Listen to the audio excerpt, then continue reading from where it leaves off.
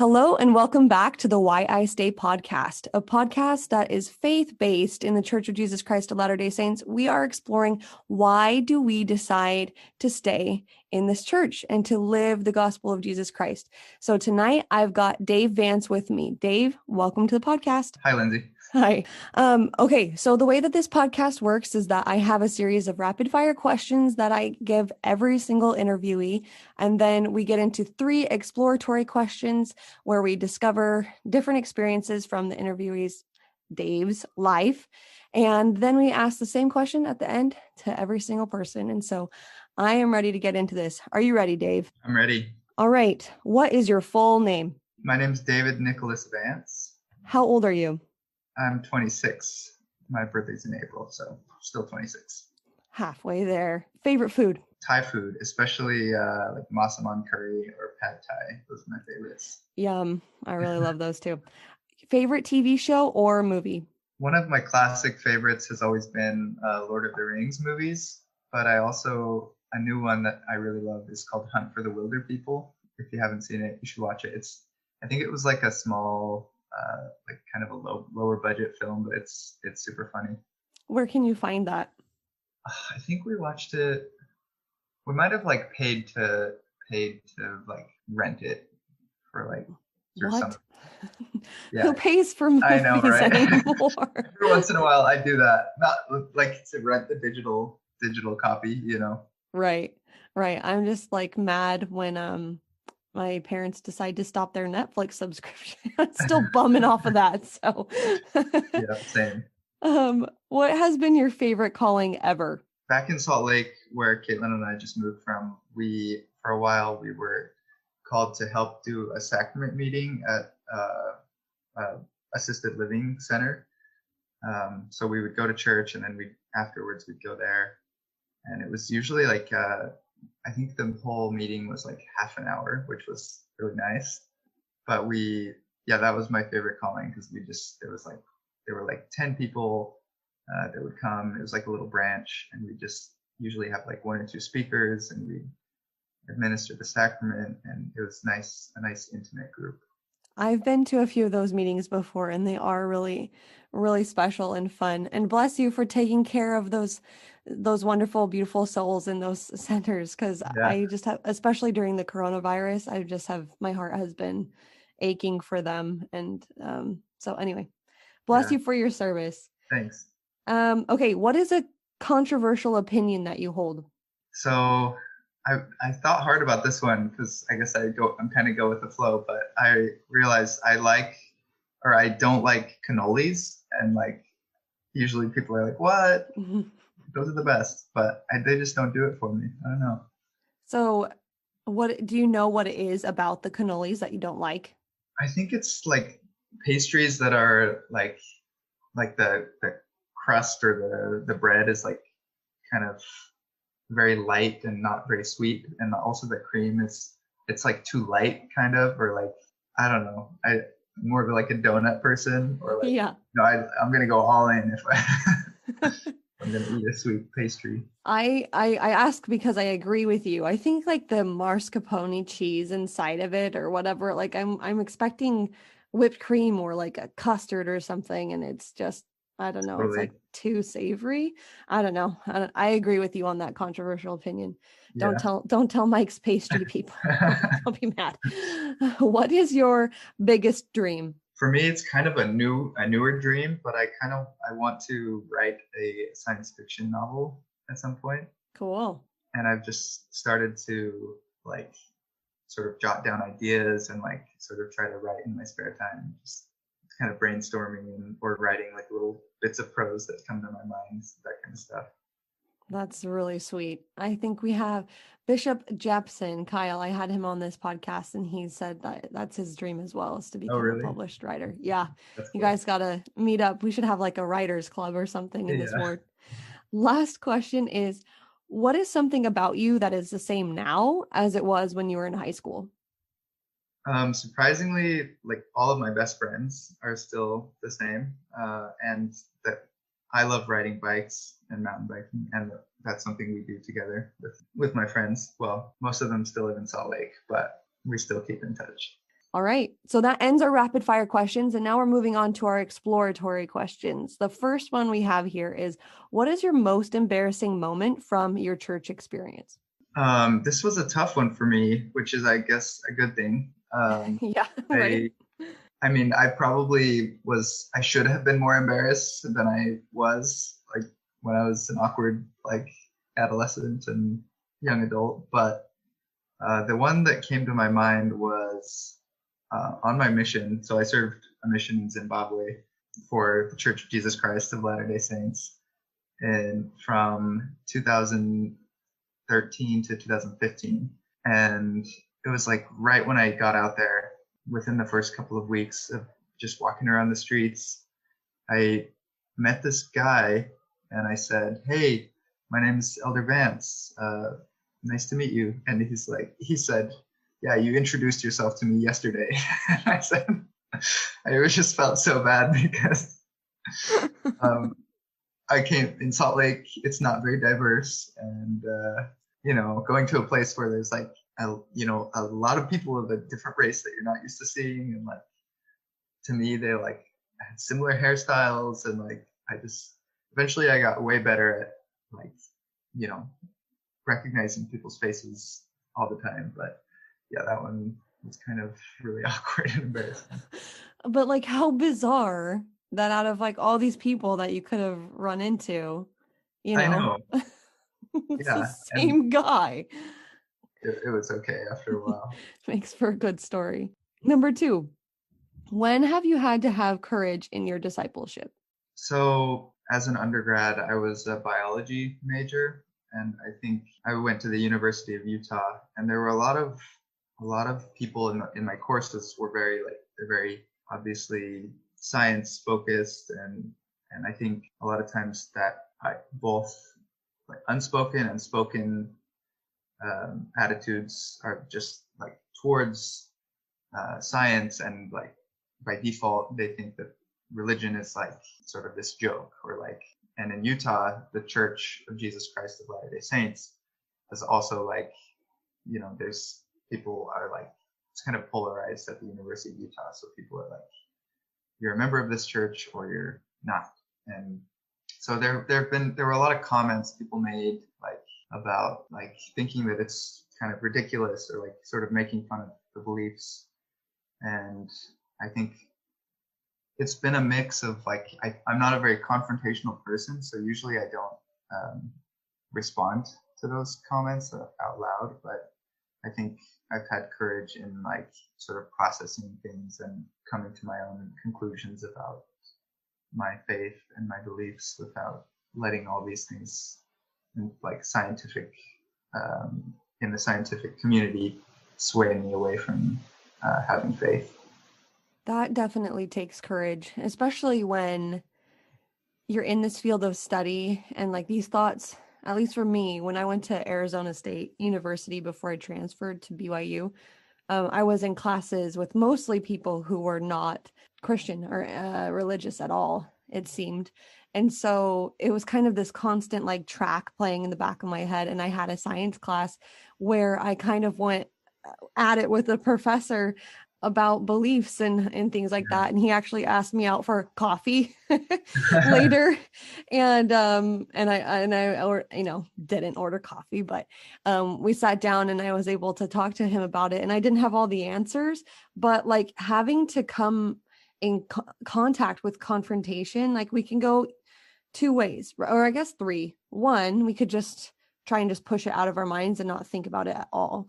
2, we can let these seeds of doubt just kind of like implant themselves in our brains and in our hearts and let them grow till we let these people change our beliefs and change us. Or we can take the route that you did and confront them, whether out loud or in our minds regularly, because it's a track that's going to play in our head, right? We need to have the resources and the courage and the faith to push back a little bit and strengthen our faith that way. So Yeah, and I think too often the tendency is one of those things you said, to just like push it down, and like to not confront those doubts, or like the issues that people bring up, or like the questions that people have, or the questions that we might have.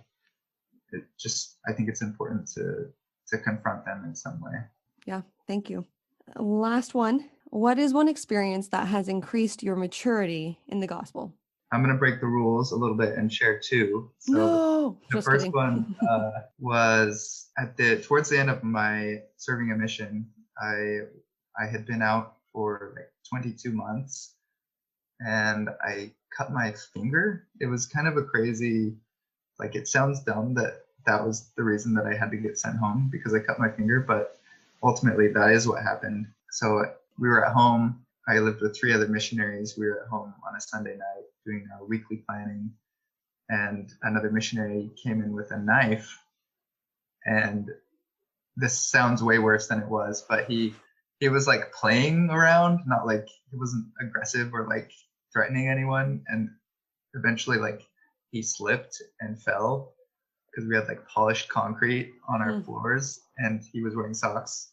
I can picture it all so vividly. But then he, like, after he fell, I grabbed his wrist that was holding the knife, and I said something like, "Hey, like, careful, calm down."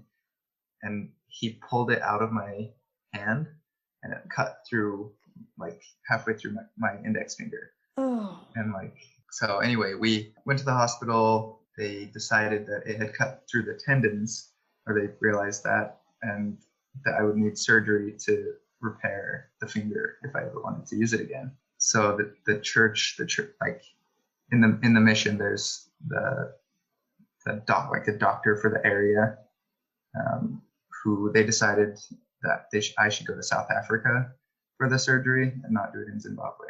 So the gist of that, like, so I had been out 22 months, cut my finger, go to South Africa for surgery. And then I had this big old, like, honking brace thing on my arm that kept my finger from not moving. And at that point, I still thought, well, hey, I'll probably, like, go back to Zimbabwe now. I had my surgery.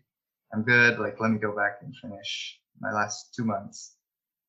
But I found out on a Friday. I had been in South Africa for a couple of weeks, and I found out on a Friday that they were sending me home on the following Monday.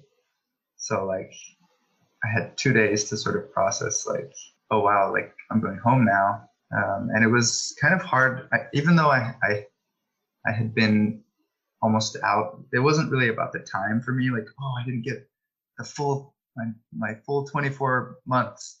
It was more just how abrupt it was, and like I never got to say goodbye to the missionaries in Zimbabwe, or like the people I was teaching, because I just the next day flew to South Africa and then went home from there.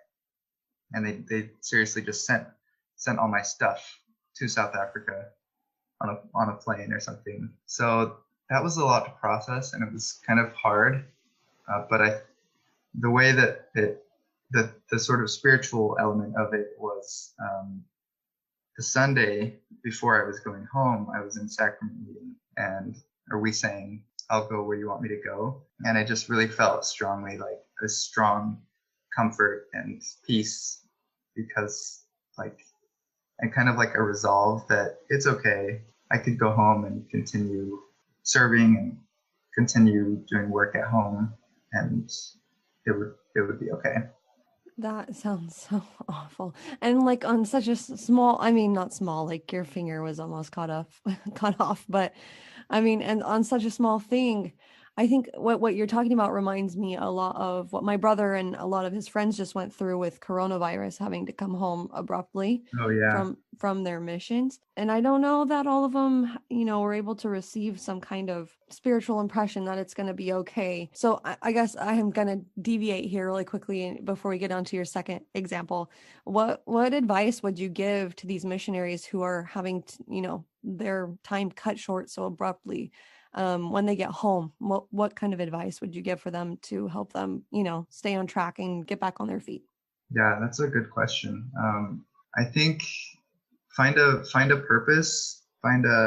At least when you get home. This is one thing that helped me. Find like something that you can throw yourself into that you enjoy doing, and that either provides like you some sort of happiness or satisfaction, or if possible, that it's something that directly can serve and benefit other people too, because that's a good way to transition out of, being 100% focused on serving other people and, work to coming home and sort of having an open plate in front of you. Yeah, I think that's great advice, especially because, I mean, it's going to take more effort and more like dedication to try and find that because of all the restrictions that are happening right now. But if you make it a priority, I mean, you've developed the skills on your mission to work hard and to persist. So Yeah. hopefully, if anybody's listening to this who needs this advice, that you'll have the determination to go forward and find ways to serve, even if it's unconventional, just to help you and, other people around you. So thanks for sharing Yeah. that, Dave. Okay, so what was your second? You said you had two. Yeah, So give us the next one. The other one is related to, or it came as a result of the calling that Caitlin and I had at this assisted living center. One of the residents, like she was very old, and eventually she passed away while we were serving there. Her name was Virginia, and she was just the sweetest. She had this like cute smile, and she just brightened everybody's day. But her family were not members of the Church of Jesus Christ of Latter-day Saints. I think that was the case for pretty much all of her kids and in-laws and stuff.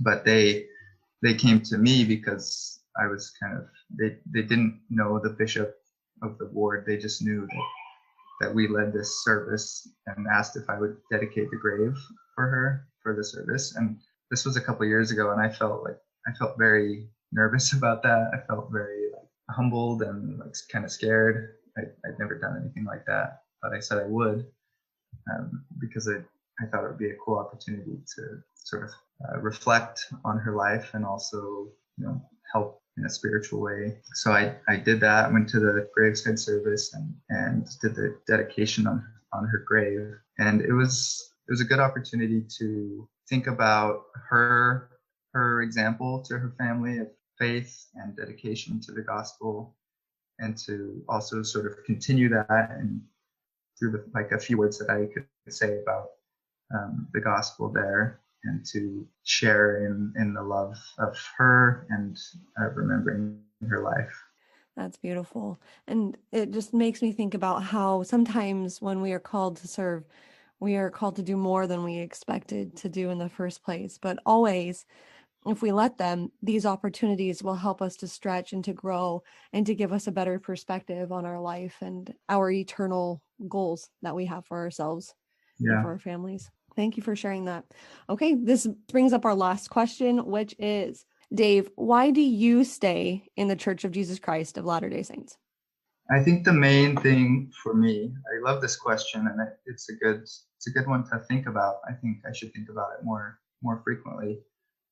The main thing I think is the promise of hope that comes through Christ, and not only I think it's twofold. So hope in life, in our mortal life, that we can receive forgiveness and peace and help through our struggles, and then the hope of what will come after this life, of being able to be resurrected and to be cleansed and receive exaltation.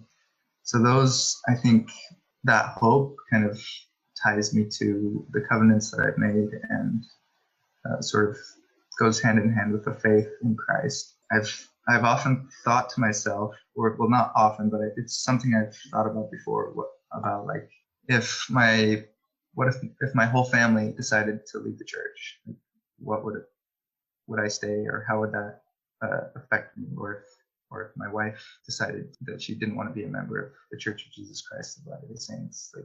I know that would be hard, and I always like to think that I would have that faith and hope to stay. But obviously none of us hopes that that's something we have to decide between.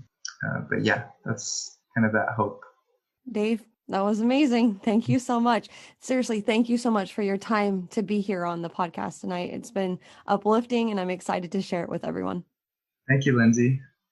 All right, that concludes my interview with Dave Vance. I hope that you guys got out of it something that you can take with you and maybe share with somebody else or to keep within your heart, whether it's having courage to confront those doubts in your mind or to focus on the hope that the gospel brings to your life instead of focusing on the dark and the other challenges that you may be going through.